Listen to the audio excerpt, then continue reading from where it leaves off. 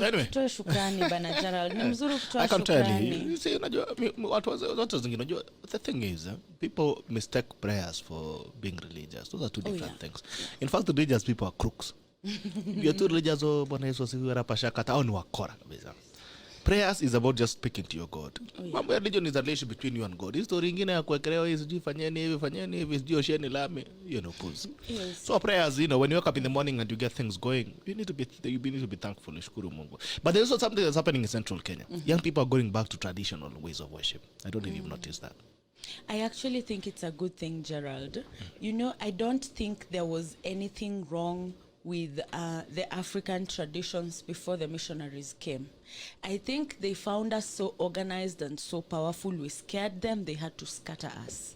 And we are suffering from that to date. And the fact that we are trying to go back to our roots is very encouraging. Of course, I don't encourage all the harmful traditional practices, but then there are things like simple worship that was done back then.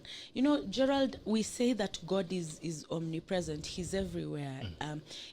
Someone sang a song and said, everywhere I look, I see you. Your presence is everywhere. In the morning sun, in the trees, in the birds that sing. So we need to start appreciating that.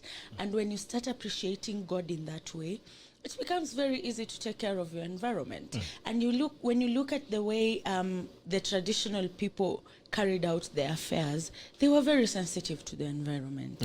And we really, really need to go back there. So it's very encouraging. That is why they used to worship. We used to worship in the forest. You cannot destroy the forest. You cannot destroy the forest. Because then God is in that forest. Even from a Christian perspective, no matter which way you look at it, we have values as Africans that we really, really need to go back to. And it's good that young people are taking up that mantle.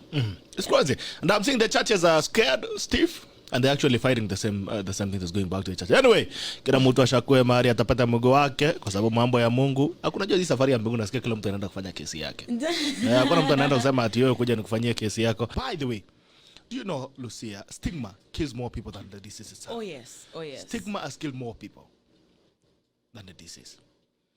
Gerald, I remember back in 1998, there was a South African boy. I think he even won a Nobel Peace Prize, but after his death.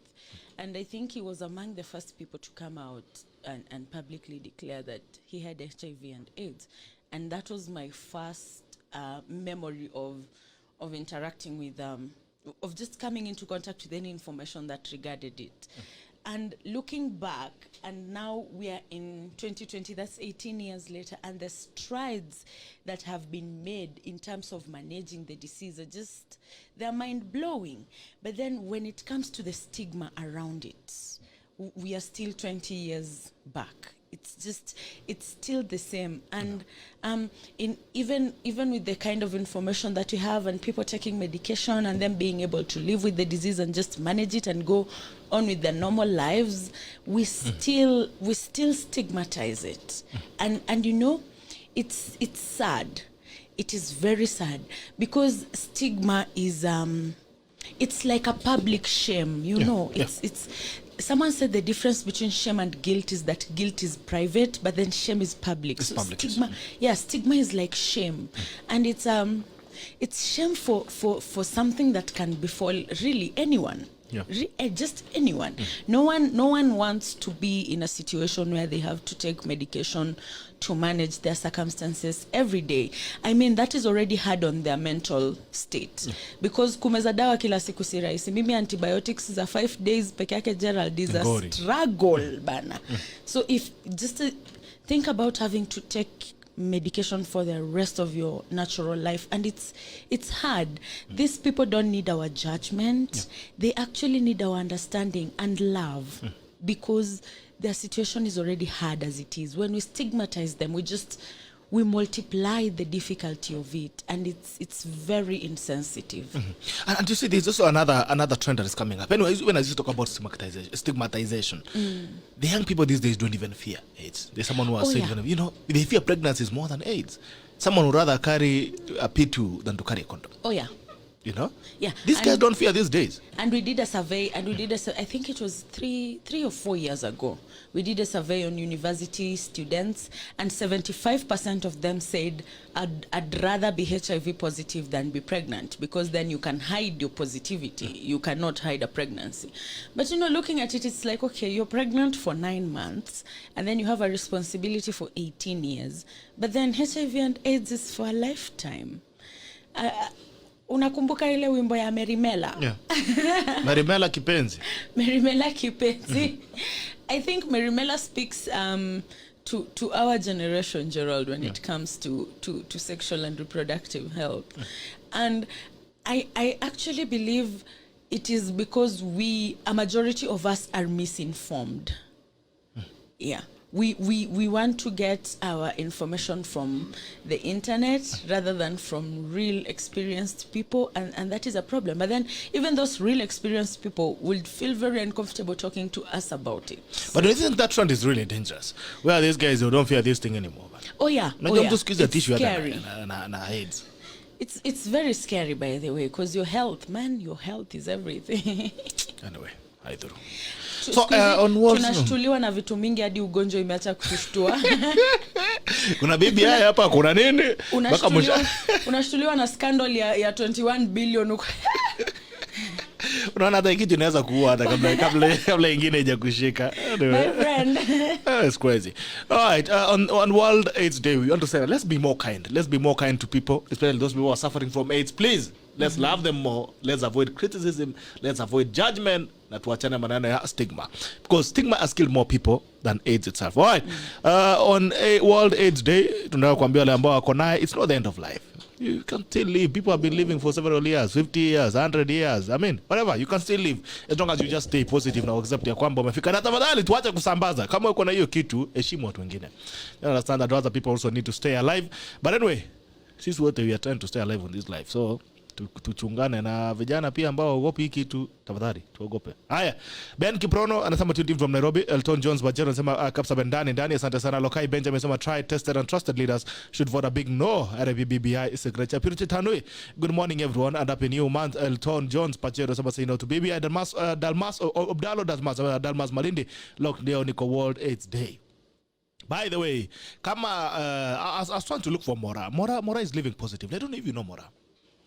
No. Mora is living positively, and I think yuko mbali na sisi hapa. She's called Dorin Moracha. Okay. Yeah, she's really living positively. So I'll try and look her up. I'll try and look for her. I think she's just around. She's not very far from us. Na watu tuambie ni vipi. Niliona jana alikuwa kwa Jalas. We can try and look for her, tuambie how do you live positively. Unajua alikuwa anasema hii maneno ya kuendelea kupima na macho. Endeleeni tu kupima na macho mtajua. Kwa sababu ukiona Mora ni mali safi sana. By the way, someone said that one of the side effects za ARVs is that they really make your skin glow. Zinakufanya unakaa tu vizuri tu. So there was a lady in campus who said she was positive, and she used to say akiambia mwanaume that she's positive, they actually go like you're lying. It's just because utaki kunipatia hiki tu. No? She because she's beautiful. She's really beautiful, mali safi. Nakwambia Morale sema historia ya kuendelea kupima na macho. Wanaume, historia ya kupima na macho atu huyu akae ni kama ako naye. You are not trying to speak stigma, but you're trying to be safe as well. Like, we need to encourage responsible character, responsible manners and all that. Historia ya kupima na macho ati Lucia akai kama ako naye. Then ndio naweza kuwa nayo, by the way.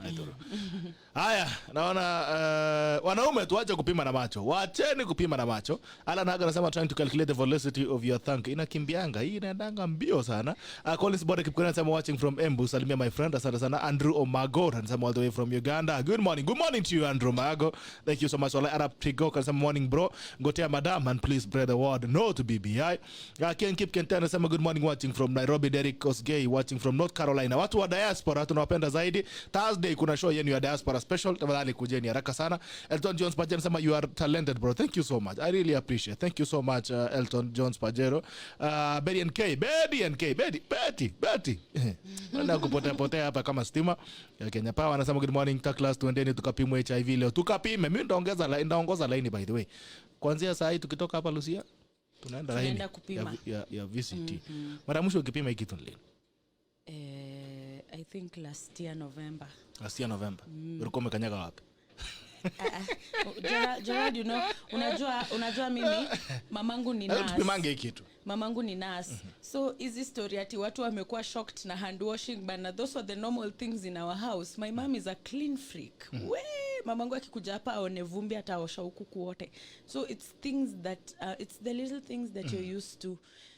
Just as a health check, I try to check my HIV status like twice or thrice in a year.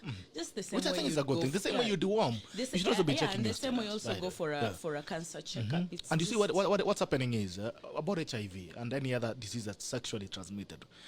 It's you can never trust the other person. Oh yeah. Na historia kusema ndio nakuamini.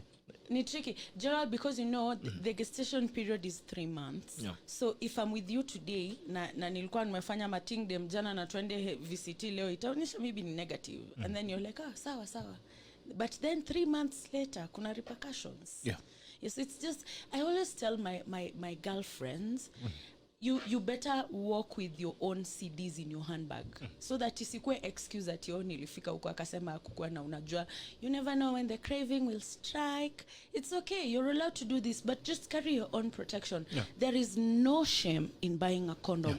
I actually, when I see a young person buying a condom, in my heart I'm clapping, because it's like, oh yeah, there goes responsible sexual activity. So there is no shame at all.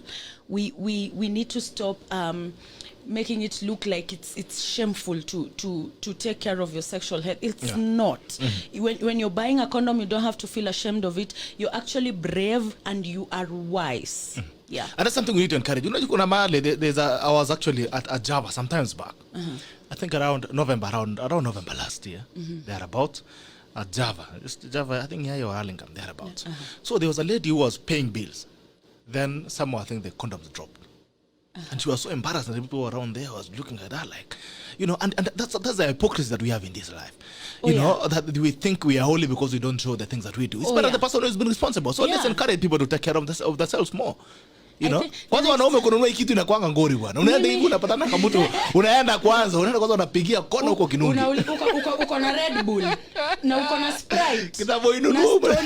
By the time you are buying it, you've actually bought around things yenye uko unahitaji. Umepata umenunua Panadol, umekuja umenunua maji, umerudi tena umenunua Lucozade. Yaani kitambo upate nafasi, we need to start de-shaming that, Gerald. Me actually, the next time I'd like to adjust, the next time such an incident happen, instead of keeping quiet or embarrassing that person, clap for them and tell them, man, congratulations for being a responsible human. Yani. Yeah. Let's encourage, let's normalize having protected sex. Let's normalize it. All right. So ni hivyo wanaume, tafadhali msigope kununua hiki kitu. Ingia tunasema nataka, but we need to get it a code name. Tuite nini? Nani aliniambia inaitwa Nyonginyo Islando. Anyway, so we need to find a better way. We need to get it a code. Ndio wanaume waweze kununua kwa urahisi so that we can also stay safe. Naona pia Priscilla Nyokabi mheshimiwa ameweza kutujoin, so I'm waiting for her to come in.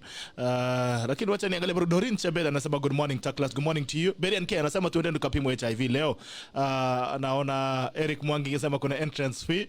David Sirma anasema good morning Gerald, Bitok and Lucia. Ayiela, good morning to you. Gideon Motalel Jr. anasema welcome me to the new show Business Talk any day. Tibim today in Narok County. Tunaanza section ya biashara. Mnaweza kujikibrono Ose anasema morning team Taklas. Lucy Mitei anasema watching always. This has become my favorite morning show. Congratulations Bitok and Lucia. Keep it up. Happy new month. Happy new month Lucy Mitei, and thank you so much. Lincoln Sam is saying for common good spread the word no. Sheikh Babudu anasema Nairobi. Mwalimu Mwanyumba, good morning from Nyali constituency. Kipkembai to good morning. The Tackle always watching your show from Kapsabet County. Team Junior bro Eldoret kuliendaje jana na BBI. Good morning to you. All happy new month to my Tackle team. I'm live from Doha. Naona Lucia amemeremeta leo. Unajua nilitoa kamera juzi ilikuwa inatoka ngambo America. Nimemulika zaidi. Mwana Mwereni anasema tuned in from Ruaka. Thank you so much. Edwin Ruta, good morning Taklas. Anthony Aram Gerald all the way from Dubai is saying wanashtuliwa na rent STIs na akaka kitu. By the way, that's a sad reality today. Young people are not scared of HIV and STIs. They're more scared of pregnancies and these other things. Anyway, Mwalimu wa nyumba tena tako liko juu. It makes my morning great. Thank you so much for the guys who really appreciate the work that we do. Mwema Steve, Mwema, good morning guys. The journey is of educating and breaking the stigma around HIV is something that will have a legacy everlasting. That we are making progress, but we really need to do more.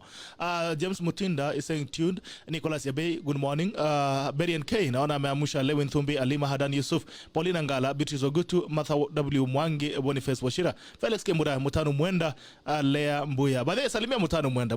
Mwenda is my friend all the way from USIU. USIU. Anyway, P. Mushendu, Otieno Jaisaya, come let's be tackled on our way to HIV testing. All right, Mwenda Makapime HIV leo.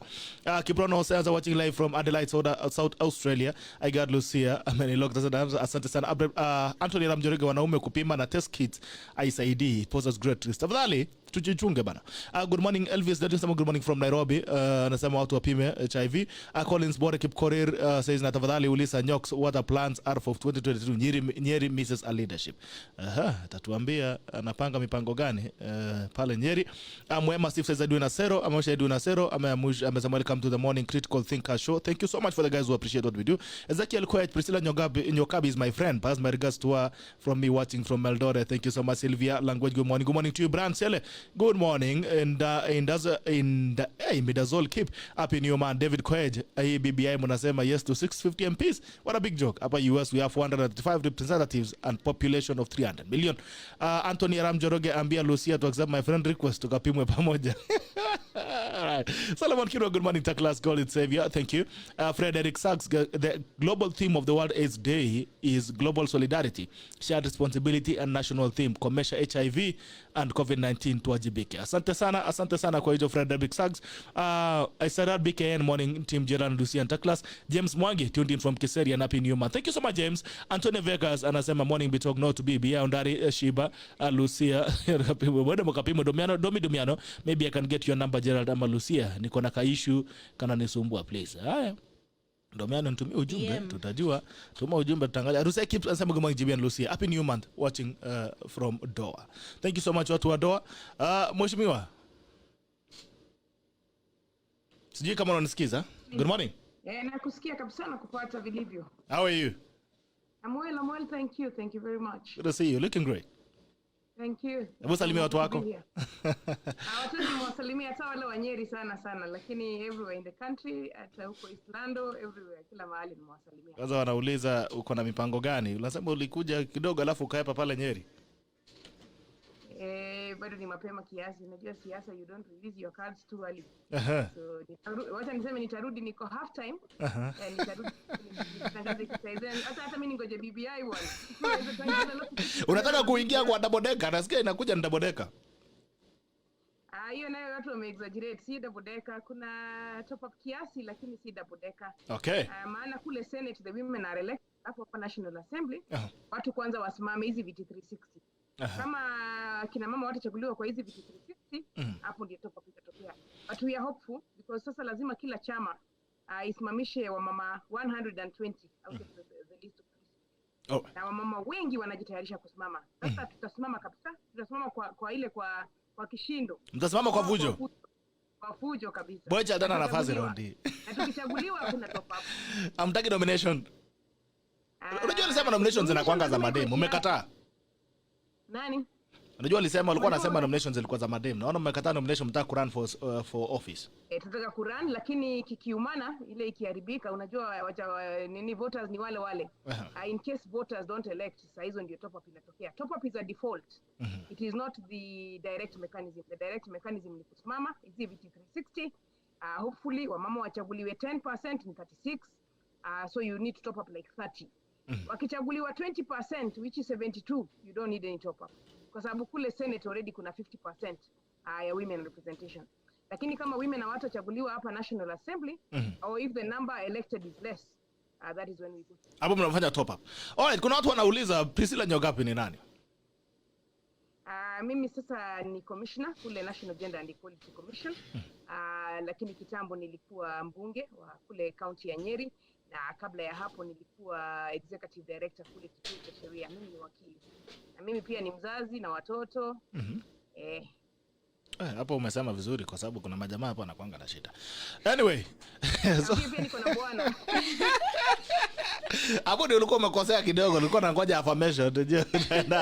Anyway, now it's World AIDS Day.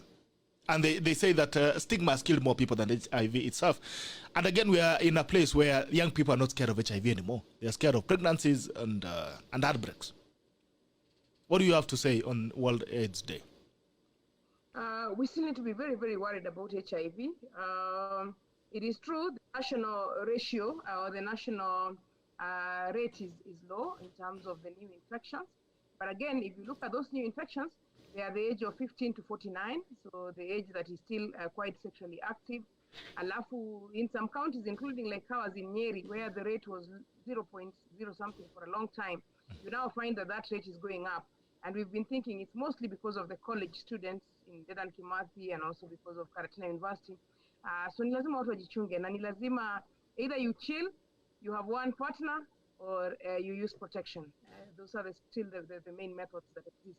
You have one partner, or you chill, or you then use protection. And I would want to say that we continue using protection.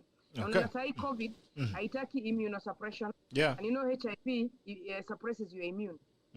So it's not a good idea now to joke around with HIV when we now have another disease that is attacking where immunity is low. So mambo ni yale tu, kila mtu ni kujichunga. Na kuna vile siku hizi watu wanaona ni kama is a good idea to have many partners. It is not a good idea to have many partners. Bado ni mambo ni Adam na Eve. One Adam, one Eve. Unaona watakusikia. Na wanaume wanaogopa kununua condoms. Unawaambia aje? Hiki tuanze kuinunua aje? Wasiogope. Kwanza siku hizi kuna flavors mingi, sijui nini, zile refu, fupi, whatever. I mean, the flavors these days can even confuse you. Kuna flavor ngapi mheshimiwa? Ikiwe kununua condom ni kama kununua mafuta ya kujipaka. Just wewe ama kununua toothpaste. Shida ni kuitisha, unaitisha aje? Shida ni kuitisha, unaitisha aje? Siku hizi ziko kwa super, unaenda kwa super unachukua. Na majamaa atakuona kwa tilu ukipanga laini. Majamaa atakuona kwa tilu ukipanga laini. Sipia unachukua na maziwa na mkate. Alafu unaekelea maziwa juu. Mheshimiwa ni mjanja. Unanunua packet moja tu one. Hata nimeona kuna ndio moja pia sipo. Unakaa tu nazo unatoa umetiami. Mdogo tu, lakini kuna zile za gava pia, lakini nasikia hizo haziwezi aminika sana. Ukishindwa kununua enda tu uchukue hizo za serikali. Alafu za gava zina flavor ni zile tu black. Gava venye iko na mchezo tena ni expire. Lakini soko kwa gava kurujiambia gava weke kitu flavor. Gava kuna mchezo. Mimi la gava naona kuwa ni ile ya women. Sababu ile ya women hiyo wa expect. So I'm happy that government provides. Oh, there's one for women. I'm not aware. Iko bwana, iko kabisa. Wewe fungua macho kimbia. Umegwele sijafika Nairobi. But let's encourage people to use protection. But mostly one partner. But the problem is, you know, at times you can say one partner, but maybe the other person, you can never trust them that much. Unajua story ya kusema ati nakuamini Nyokabi, huwezi fanya hii kitu. Siku hizi kila mtu watu waaminiane. Lakini pia una spy. Mtu mwingine unamspy. Siku hizi relationship ni per person sharing. Asikia nani Lucia. You go drinking together, you go clubbing together. And you know these days with COVID really. Yeah. We have to stay at home together. Tunapika ugali, mboga nini. Hakuna time ya partner wengi. Mdogo tu. Lucia. Pesa hakuna bwana. Hata pesa za partners hamna. Siku hizi ni kubaya. Familia na wao mmoja. Na nimeona Lucia amesema siku hizi relationship ni per person sharing. Una hotspot relationship. Kama wifi. Hiyo ilikuwa kitambo, hiyo ilikuwa siku hizi ya kuko na HIV. Siku hizi na HIV hamna hiyo. Hiyo iliisha bwana. Sasa hii national gender and equality mnafanyanga nini pale? We are a commission to fight discrimination, non-discrimination for especially the special interest groups. Ambao ni women, youth, children, the elderly, persons with disability, and the minorities and marginalized groups. So our commission exists to ensure that their rights are protected and to ensure that they enjoy equal opportunities like everybody else in the country. And we use the law largely, we use policy, we use the courts and litigation. We follow county laws when they are being formulated. We also use auditing. We map and we have a complaints mechanism. We take complaints when somebody has been discriminated against. And in processes like the one we're just getting into, the BBI, we get involved to promote the rights of those groups: women, youth, persons with disability, the elderly, the children, and the minorities and marginalized groups. Wow. So what are some of the achievements that you've achieved as an NGEC? Is it National Gender and Equality Commission? One of the main ones is the 2/3 gender rule. The commission has really kept that matter alive and kept that matter at the forefront. Everybody knows that really the constitution has one pending implementation matter, which is the 2/3 gender rule. So we fought a lot for that, and we're just about to achieve it now with the BBI constitutional reforms. We've also been quite active on the age of consent for sex. There's a time judges had wanted it to come down to 16. We have fought very hard to keep the age of consent at 18. The matters we're discussing about HIV, those sort of questions should only become alive after the age of 18. Marriage, again, at the age of 18, we followed a lot the family laws and the passage of the family laws, including protection against domestic violence. That also is one of our achievements, that particular law was enacted. The National Gender and Development Policy, we now have a policy on national gender and equality. We also have the national GBV, gender-based violence framework for the country, also one of our achievements. On the elderly, we are pursuing the country's ratification of the African Protocol on Aging. We are one of the critical partners on that particular protocol. We're just about to have a protocol to use on the rights of the aged. And if you look at the BBI again, you will see a lot of reference to intergenerational sharing and those kind of matters for our aged people. On persons with disability, we have been following mobility, urban transportation, and ensuring that urban transportation is friendly to PWDs.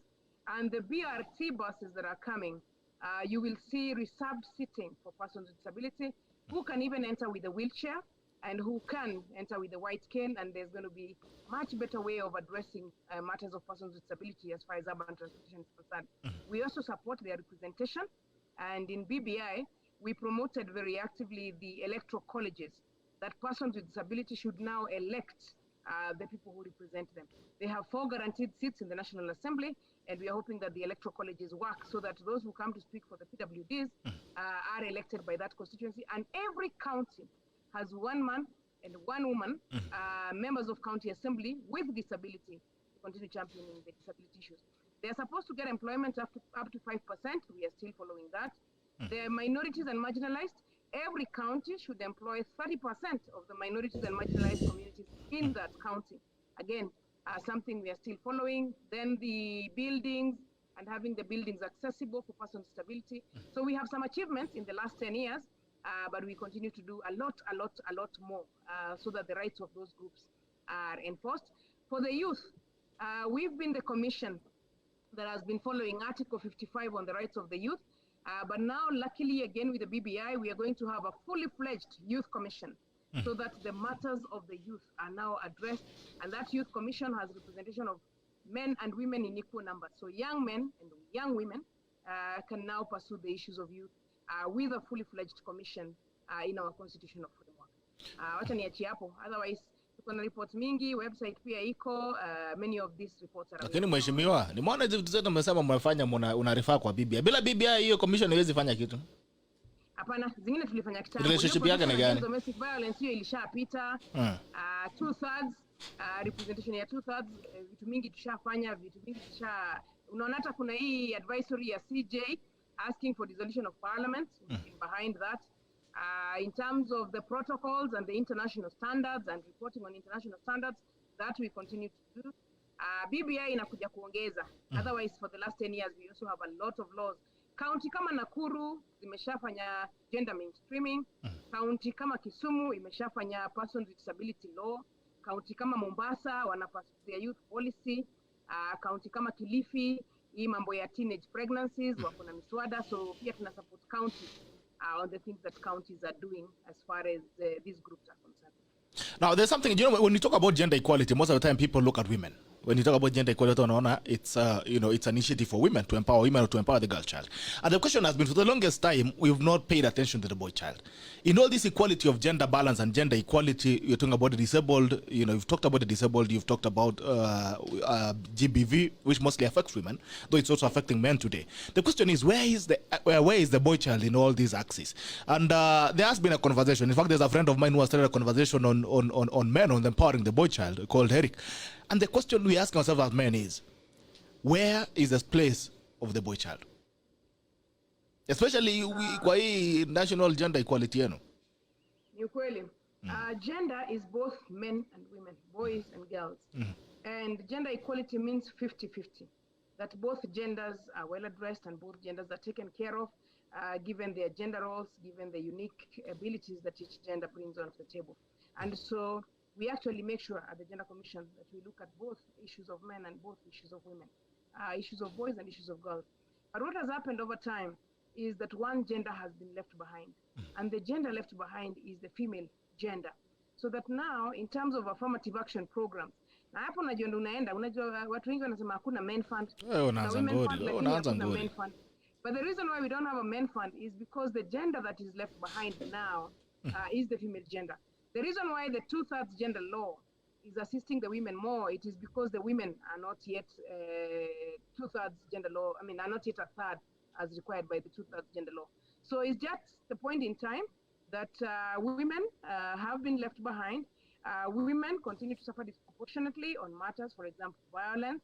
Even now with COVID, we've seen a real suffering of women in terms of teenage pregnancies and also in terms of gender-based violence and domestic violence at home. But as far as our programs are concerned, the boy child is important, the girl child is important. But as far as the community is concerned, we still have communities that have harmful practices on the girl child, like FGM and also early girl marriage. Tumetoka tu kuongea hiyo story ya 18 years. There are communities who are still marrying girls before they turn the age of 18. Na mtu akiolewa before the age of 18, it usually means that your basic education, primary and secondary, are affected, because if you do primary and secondary, your basic education is until the age of 18. If you get married before the age of 18, your education is affected. And so those must be fought. Even if we are supporting the boy child, we really must continue fighting to free the girl child from harmful practices like FGM and also like early girl marriage. And in gender-based violence, again, men have superior physical power. Mkienda kufight wewe utachapwa. Excuse me, natwangwa mse. To be domestic violence, watu tukuwe na peaceful homes. Men and women are equal. Wacha tukae hapo kwa Article 27. By the way, iko kwa katiba that men and women are equal and both deserve equal opportunities in our country, and commissions like our own must ensure that gender equality is really what we are pursuing. Alright. So programs ya boy child ni gani ambazo zimeweza kufanywa? Unajua hapo hujaniambia. Sana mentorship. We have a mentorship program for the boy child. And sometimes also when we accompany the ministry for the sanitary towels provision, we also usually insist that pia wakuwe na underwear. As well as the girls are receiving sanitary towels and underwear, the boys also receive underwear. We also have programs around education. And the mentorship has worked particularly well, where the practicing engineers, for example, go and visit the boys and teach them about engineering. So the one I've seen working the best is actually mentorship. But in terms of the youth empowerment to economic opportunities, like the access to government procurement, AGPO, that we track to ensure that the youth, both young men and young women, benefit from the preferential procurement programs that the president has set and the government has set. And we actually do have a report encouraging more young people to access the economic opportunities. In the youth fund, again, when we partner with them, we ensure that the programs they have are good for the young people. One of the challenges I've seen is that youth groups are not as effective as women groups in terms of economic empowerment. So the Youth Commission now will come and start to look at what funding mechanisms are better for our young people. I have personally supported innovative funds, for example, for science and technology, and innovative funds for products that we can use here, and innovative funds, for example, for artists. So we might need to look at the funding mechanisms we have for young people and see whether those are delivering the results that we need. Lakini muone ni kama mnaonea boy child mheshimiwa. Yaani girl child mnampea affirmative fund, boy child mnampea underwear. Hapana. Si affirmative fund wanapewa wote. Underwear ni saa zile girls wanapewa sanitary. Sasa vile wasichana wanapewa sanitary towel, wavulana wasichungulie kwa dirisha. Kama primo yetu tukipewa sanitary towel, ilikuwa na boys wanachungulia kwa dirisha.